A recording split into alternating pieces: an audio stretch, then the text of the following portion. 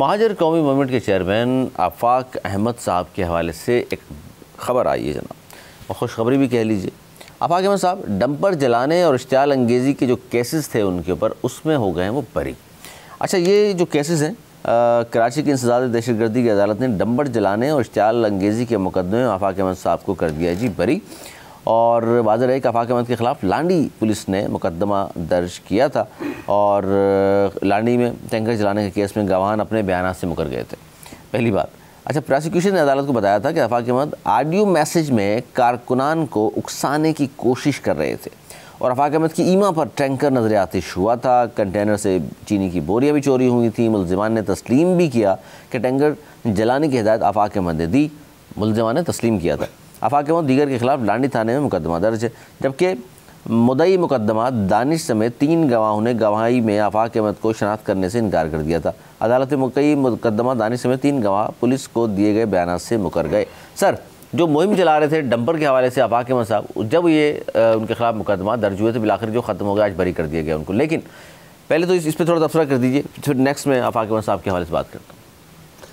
देखिए, ये जब मुकदमा बना था, बनने के साथ ही वो जो FIR सामने आई थी वही एक सवाल निशान थी कि वो जो FIR थी वो वजारत में ख़त के ज़रिए दी गई थी। कोई हैदराबाद का कोई रिहायशी था जिसने कि ये FIR जिसकी उस पर कटी थी, और पहली पेशी पे जज के जो कमेंट सामने आए थे उससे अंदाज़ा लग गया था कि ये केस किस जगह जाएगा। दहशतगर्दी की दफ़ाएँ डाल दी गई थी, बहुत सी ऐसी जो कि बनती नहीं थी।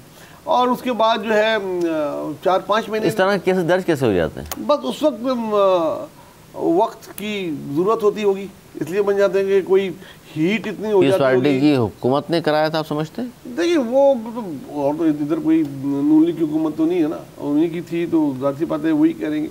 लेकिन इसके हर चीज़ के पीछे एस्टेब्लिशमेंट भी होती है। अच्छा। आज वो नहीं होता कि आज के किसी एक के, लेकिन पीपल्स पार्टी के भी कोई बहुत अच्छे ताल्लुकात नहीं है इनके साथ।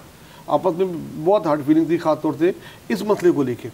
इसमें शजील मेमन का किरदार नज़र आया था सामने, आप सबने देखा कि वो उनके साथ खड़े हो गए थे जाके, जिनके ट्रॉलर जलाए गए थे, टैंकर जलाए गए थे।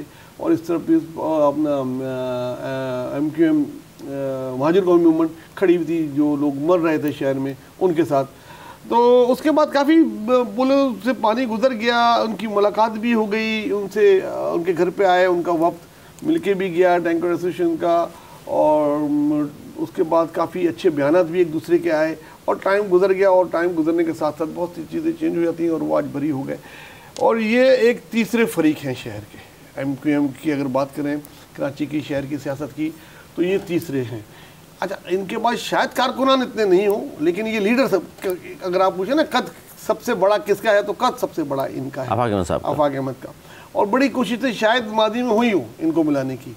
अगर इनको वो मुतालबात जो ये दोनों अपनी अपनी प्रेस कॉन्फ्रेंस में अलग अलग करके कर रहे होते हैं, अगर इनको भी साथ में ला लिया जाए, ये भी साथ हों और वो ये कर रहे हों और वो साथ बैठे हों, तो उनमें बहुत वज़न आ जाएगा। लेकिन यह हाल फ़िलहाल होता हुआ नज़र नहीं आ रहा मुझको, और यही वजह है कि पीपल्स पार्टी के पास बहुत इजी ग्राउंड है।